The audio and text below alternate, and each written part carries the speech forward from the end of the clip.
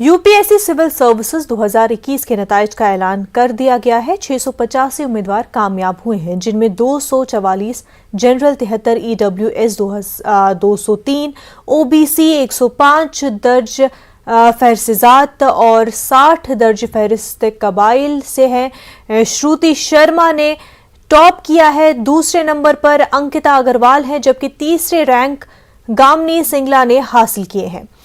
पहले 3 रैंक तालिबात ने हासिल किए हैं। Jamia Millia Islamia residential coaching academy के 23 उम्मीदवार यूपीएससी में मुंतखब हुए हैं। 3 तुलबा हज कमेटी ऑफ इंडिया की कोचिंग से मुंतखब हुए हैं। कुल मिलाकर 25 मुस्लिम तुलबा इस मरतबा यूपीएससी में कामयाब हुए हैं।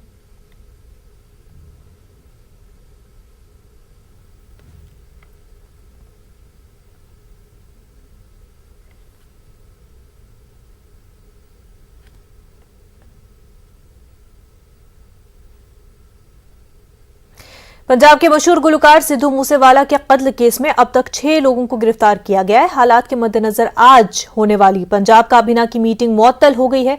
सिद्धू के वालिदैन ने सीबीआई जांच का मुतालबा किया है। इस कत्ल के बाद कांग्रेस आम आदमी पार्टी पर हमलावर हो गई है और कई जगहों पर सरकार के खिलाफ एहतजाज कर रही है। कांग्रेस ने भगवंत मान की हुकूमत पर मूसेवाला की सिक्योरिटी कम करने पर सवाल उठाए हैं। इसके साथ ही पंजाब प्रदेश कांग्रेस कमेटी के सदर अमरेंद्र सिंह राजा ने इस वाकये को सियासी कत्ल करार दिया है। ख्याल है कि भगवंत मान की हुकूमत की तर्ज से सिक्योरिटी वापस लेने की तरह सिर्फ 2 दिन बाद ही मूसेवाला को मानसा में गोली मारकर कत्ल कर दिया।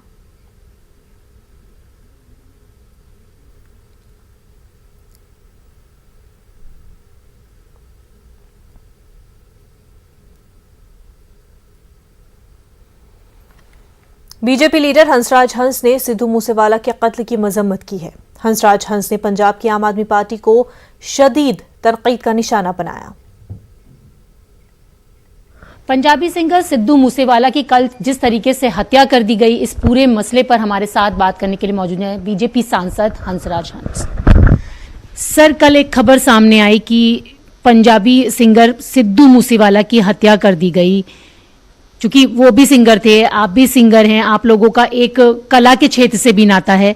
किस तरीके से देख रहे हैं सर इस खबर को, क्या कहना चाहेंगे? बहुत ही उदास, शॉकिंग और गमज़दा खबर थी।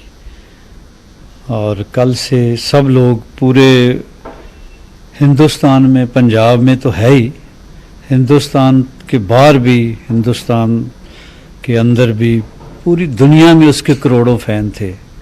तो बहुत अजीबोगरीब कैफियत में है सब लोग। बहुत तकलीफ़ दे है, very shocking, it's very unfortunate. Sir, shocking खबर तो है, लेकिन जिस तरीके से ये बातें लगातार अब निकल कर आ रही हैं कि उनकी जो सिक्योरिटी थी वो मान सरकार ने वापस ले ली और उसके तुरंत 24 घंटे के बाद ये घटना सामने आई, तो क्या लगता है कि सिर्फ इस कारण से कि कोई रेकी कर रहा था और ये कोशिश कर रहा था कि कब सिक्योरिटी वापस हो और इस तरीके की घटना को अंजाम दिया जाए? गलती हुई है, ये नहीं होनी चाहिए थी। सिक्योरिटी ऐसे लोगों की विदड्रॉ करने की बजाय बढ़ानी चाहिए और गाहे बगाहे चेक करते रहना चाहिए। ये जो इंटेलिजेंस है, एजेंसीज हैं, सीआईडी है, तो इनको पता होना चाहिए कि कौन बंदा अंदर थ्रेटनिंग है, तो उसका ख्याल रखना चाहिए। ये गलती हुई है। सर, गलती तो हुई है, लेकिन अब सवाल ये उठ रहे हैं कि मान सरकार ने इतनी जल्दबाजी में ये फैसला क्यों लिया, क्या रिव्यू किया गया था? इस तरीके की बातें बीजेपी की तरफ से भी उठकर आ रही है कि अगर सिक्योरिटी वापस ना होती तो शायद ये घटना ना होती। तो क्या लगता है सर कि सिर्फ एक सिक्योरिटी रीजन से ही ये सारी चीजें हुई?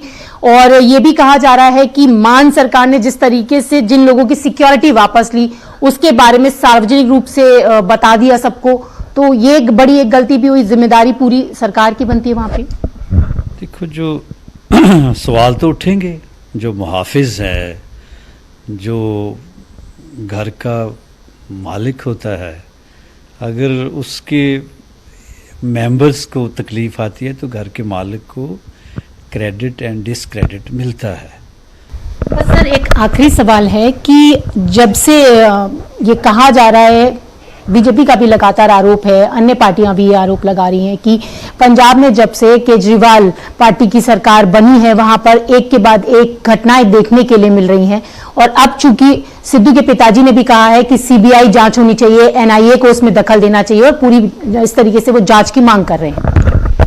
हाँ जी, हर लेवल पे जांच होनी चाहिए और लोगों के सामने बात आनी चाहिए कि किसकी गलती से इतनी प्राइसलेस अनमूल्य जान गई है। ये होना चाहिए और आवाज़ होना चाहिए और जल्दी होना चाहिए।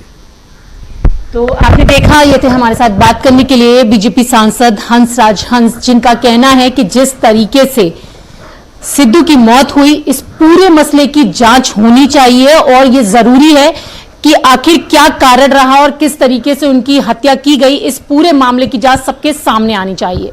कैमरा पर्सन योगेंद्र के साथ रचना, न्यूज़ 18 दिल्ली।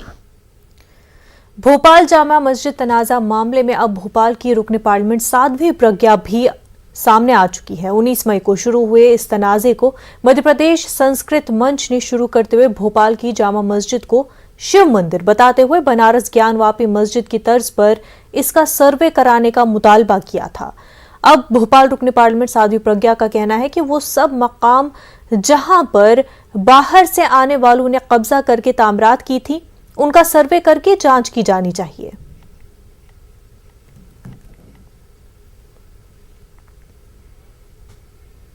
देखिए, ऐसा है, ऐसे विषयों पर जहां आक्रांताओं ने कुठाराघात करके हमारी आस्था को ठेस पहुंचाई है, ऐसे स्थानों पर निश्चित रूप से धार्मिक स्थल, पूजा स्थल कहीं भी बन सकते हैं और पर किसी के साथ तोड़ करके कुछ और स्थान बनाओ या उनको ठेस पहुंचाना भावना होनी चाहिए। ऐसे मुद्दों पर बहुत ही संवेदनशील तरीके से विचार करना चाहिए और अगर कुछ सत्यता है तो उसकी जांच में कोई मुझे लगता है दिक्कत नहीं होनी चाहिए, जांच होनी ही चाहिए। इस वक्त एक बड़ी खबर सामने आ रही है ज्ञानवापी मस्जिद मामले के हवाले से। ये बड़ी खबर है, वाराणसी जिला कोर्ट में अगली समाअत 4 जुलाई को होगी। तो ज्ञानवापी मस्जिद मामले के हवाले से आपको ये बड़ी खबर बता रहे हैं। आज मुस्लिम फरीक ने अपनी दलाइल पेश किए। अगली समाअत 4 जुलाई को वाराणसी जिला कोर्ट में होगी।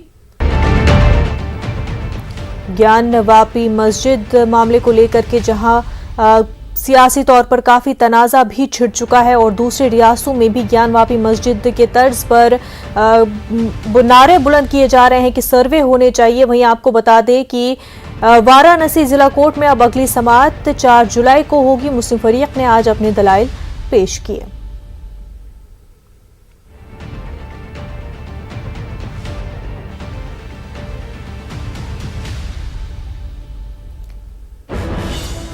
ज्ञानवापी मस्जिद के हवाले से आपको ये बड़ी खबर बता रहे हैं। वाराणसी जिला कोर्ट में अगली समाअत 4 जुलाई को होगी। आज मुस्लिम फरीक ने अपने दलाइल पेश किए।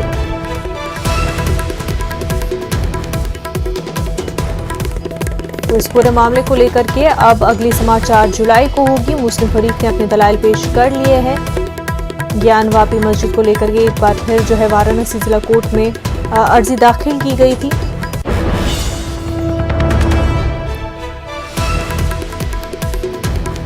तो आपको बता दें कि अब इस पूरे मामले को लेकर के 4 जुलाई को समाअत होनी है।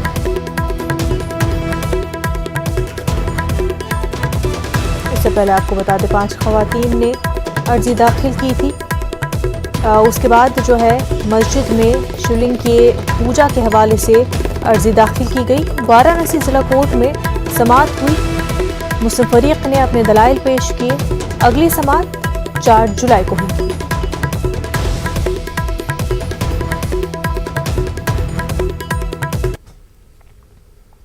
आगे बढ़ते हैं। बीजेपी तर्जुमान नुपुर शर्मा की जानिब से शर्मनाक बयानबाजी और हुजूर पाक सल्लल्लाहु अलैहि वसल्लम के खिलाफ नाजेबा अल्फाज के इस्तेमाल के बाद 4 जानिब से मुखालफत हो रही है।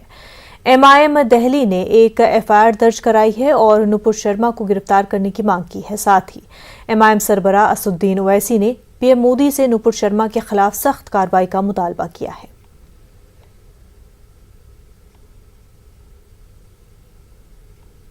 जनता पार्टी की स्पोक्सपर्सन नूपुर शर्मा ने जो मेरे आका हुजूर पाक सल्लल्लाहु अलैहि वसल्लम की शान में गुस्ताखी की है, उसके ख़िलाफ़ ऑल इंडिया मजलिस इत्तेहादुल मुस्लिमीन दिल्ली की यूनिट और मेरे साथ जो मेरे एडवोकेट मुजीबुर रहमान जो लीगल सेल के इंचार्ज हैं, या एडवोकेट हुमा कौसर साहबा, या एडवोकेट आमिर अली साहब और जो यहाँ की लोकल यूनिट है, सब मेरे साथ यहाँ थाने में आए।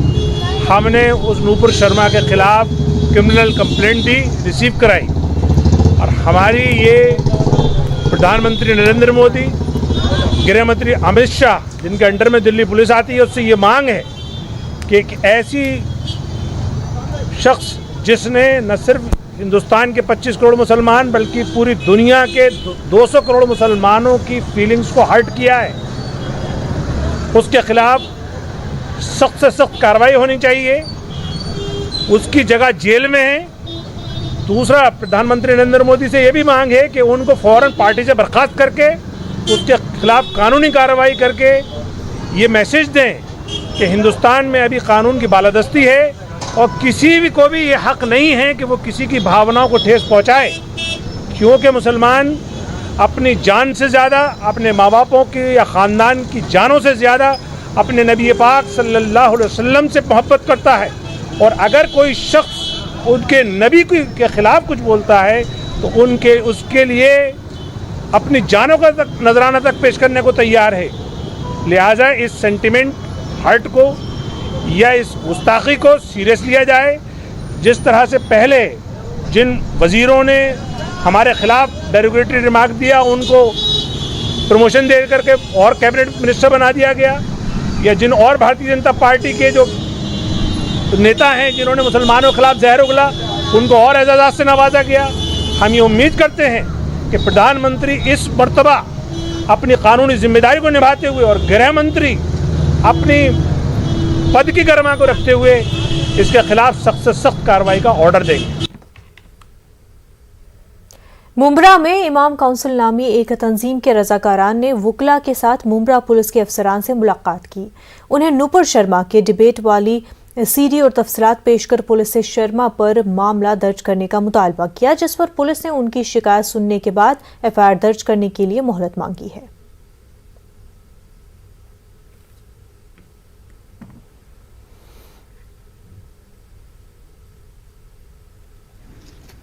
बीजेपी की जो प्रवक्ता है जिसने नूपुर शर्मा ने जो हुजूर पाक सल्लम की शान में गुस्ताखी की है, मेराज के वाक़े पर, मायशा रज़ियल्लाहु ताला अन्हा के निकाह के वाक़े पर जो गलत टिप्पणी की है, गलत अल्फाज कहे हैं, उसकी वजह से पूरे मुल्क के अंदर मुसलमानों का गम गुस्सा है। और मुंब्रा शहर हमेशा इस तरह के हसास मामले के अंदर कानूनी कार्रवाई के लिए हमेशा आगे रहा है। इससे पहले कमलेश तिवारी का मामला रहा हो या नरसिंहानंद का मामला हो, यहाँ पर एफआईआर वगैरह दर्ज हुई है। उसी मामले को लेकर के उलमाए किराम की एक टीम ऑल इंडिया इमाम काउंसिल के बैनर से एफआईआर करने के लिए आए थे, लेकिन कुछ कायदे कानून की बात बता करके निवेदन देने के लिए कहा गया। इस एप्लीकेशन के सामने हमने एक एविडेंस भी दिया है, जो वीडियो रिकॉर्डिंग है जो नेशनल टेलीविज़न पे है। ऐसा नहीं है कि हमने इनकम्प्लीट अप्रोच किया है, विथ एविडेंस उनको जो रिक्वायर्ड फैक्ट्स है एक कॉग्निजेंस लेने के लिए। उसके अलावा पुलिस के पास स्पेशल पावर है, अथॉरिटी है, कोर्ट भी ले सकती है कॉग्निजेंस अगर ऐसा कोई मैटर है। लेकिन नहीं लेने के बावजूद ये हमारी जिम्मेदारी बनती है मुसलमान होने के तहत कि हम हमारे रसूल या हमारे जो माएँ हैं उनके खिलाफ कोई अगर बोले गए हमारे दीन के खिलाफ, तो हम आगे बढ़े और उसके खिलाफ आवाज़ उठाए। सिर्फ मुंब्रा शहर, हमेशा अल्लाह का एहसान रहा कि मुंब्रा शहर आगे रहा इसमें, और भी मुस्लिम दीगर इलाकों में मैं रिक्वेस्ट करूँगा कि आगे आना चाहिए और अपनी अपनी पर्सनल लेवल पर एटलीस्ट तो कानूनी प्रोसीडिंग जो है कानून के तहत में रह के जो कॉन्स्टिट्यूशनल राइट है उसको यूटिलाइज करके हमको कंप्लेंट दर्ज करनी चाहिए। वहीं नूपुर शर्मा के बयानों के हवाले से असुद्दीन ओवैसी का क्या कुछ कहना है, आइए सुनते हैं।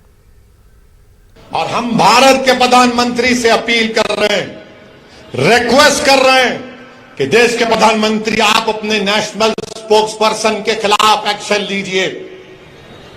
अगर आप सबका साथ, सबका विकास, सबका विश्वास की बात करते हैं, आप हमारे खिलाफ रहिए, मगर इतना भी इतना नफरत मत करिए कि जिसके नाम का सदका हम खाते हैं आप उनके नाम के बारे में अनाप शनाप बक दें।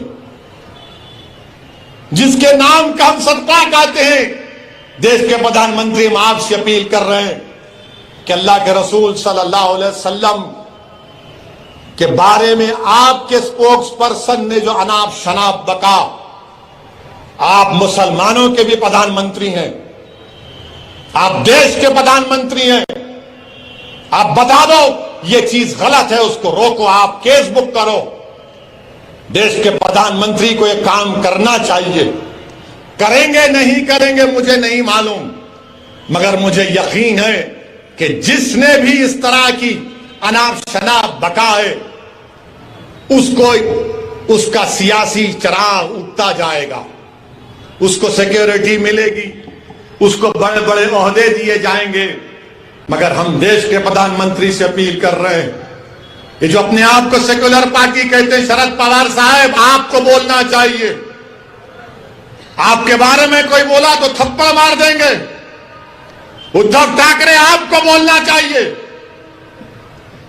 मुखालिफत करो आप मजलिस की, कोई एतराज, मगर हर चीज की एक हद होती है। किसी को इस बात की इजाजत नहीं है कि आप किसी भी मजहब के बारे में, उनके बड़े बड़े लोगों के बारे में आप अनाप शनाप बक दें। मुझे भी इख्तलाफ है बीजेपी से, शिवसेना से रहेगा जिंदगी भर। राज्यसभा के इंतखाबात 57 सीटों के लिए 10 जून को होने जा रहे हैं। बीजेपी ने 16 उम्मीदवारों की पहली फहरिस्त जारी कर दी है। कांग्रेस ने 10 उम्मीदवारों के नामों का ऐलान किया है और इसके साथ ही समाजवादी पार्टी ने भी 3 उम्मीदवारों की फहरिस्त जारी की है, जिसमें कपिल सिब्बल, जावेद अली खान और जयंत चौधरी मुश्तरका उम्मीदवार शामिल है।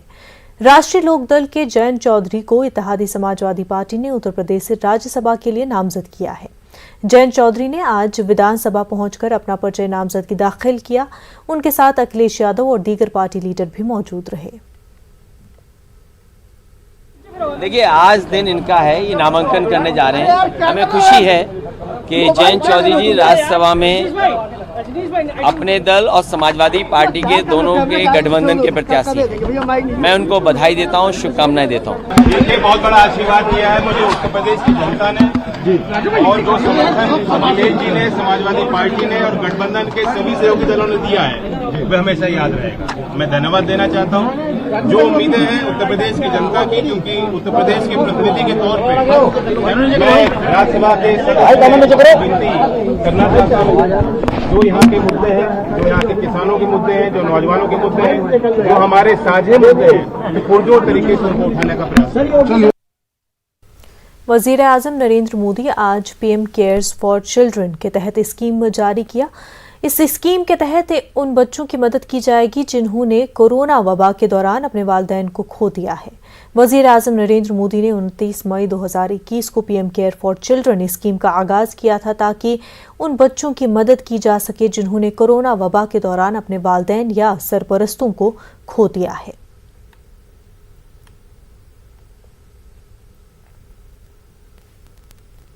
साथ ही आज मैं प्रधानमंत्री के तौर पर नहीं, आपके परिवार के एक सदस्य के तौर पर आपसे बात कर रहा हूं। आज आप सभी बच्चों के बीच आकर मुझे बहुत सुकून मिला है। साथियों, जीवन हमें कई बार अप्रत्याशित मोड़ पर लाकर खड़ा कर देता है। ऐसी स्थितियां जिनकी हमने कल्पना भी नहीं की होती है, हंसते खेलते हुए अचानक अंधेरा छा जाता है, सब कुछ बदल जाता है। कोरोना ने अनेकों लोगों के जीवन में, अनेकों परिवारों में ऐसा ही कुछ किया है। मैं जानता हूं, कोरोना की वजह से जिन्होंने अपनों को खोया है, उनके जीवन में आया ये बदलाव कितना मुश्किल है, कितना कठिन है। हर दिन का संघर्ष, पल पल का संघर्ष, नई नई चुनौतियां, हर दिन की तपस्या। आज जो बच्चे हमारे साथ हैं, जिनके लिए ये कार्यक्रम हो रहा है, उनकी तकलीफ शब्दों में कहना मुश्किल है। मालेगांव शहर में पिछले 2 महीनों में 117 बच्चों की मौत वाक़ई हुई है। इन बच्चों की मौत की वजह ज्यादातर वालिदैन ने कमजोरी लिखवाई है। बड़ा कब्रिस्तान और आयशा नगर कब्रिस्तान के रिकॉर्ड के मुताबिक पैदाइश से लेकर 5 साल तक के बच्चों की अमवात हुई हैं। ये मामला निहायत तशवीशनाक है। मालेगांव शहर का महकमे सेहत जो कोरोना वबा के बाद से मालेगांव शहर के लोगों के इम्यूनिटी बढ़ने की बात कर रहा था, अब बच्चों की अमवात के बाद उस पर सवाल खड़े हो रहे हैं। वहीं शहर के एमएलए मुफ्ती इस्माइल कासमी ने इस खतरनाक मामले की जांच कराने पर जोर दिया है और कसूरवारों पर कार्रवाई करने का मुतालबा किया है। मई के महीने में 117 बच्चों की अमवात हुई और इनमें से ज़्यादातर बच्चे जो है सुखंडी के मर्ज में मुब्तला थे, यानी इतने कमज़ोर पैदा हुए थे कि उनका इलाज और मुआवजा भी मुश्किल हो रहा था। मेरा ऐसा मानना है कि जिस वक्त ये बच्चे माँ के पेट में थे तो आंगनवाड़ी सेविकाओं की और इसी तरह कारपोरेशन हेल्थ डिपार्टमेंट की, सिविल हॉस्पिटल के जो है बच्चों का जो डिपार्टमेंट है उनकी, हेल्थ ऑफिसरान की जिम्मेदारी थी कि हामिला औरतों के लिए जो ताकत की दवाएं, टानिक और इलाज और मुआवजा जो हर महीना होता है, इस मामले में बड़ी कोताही हुई है, जिसकी वजह से 117 में से ज़्यादातर बच्चे कमज़ोर पैदा हुए, सुखंडी के मर्ज में मुब्तला रहे।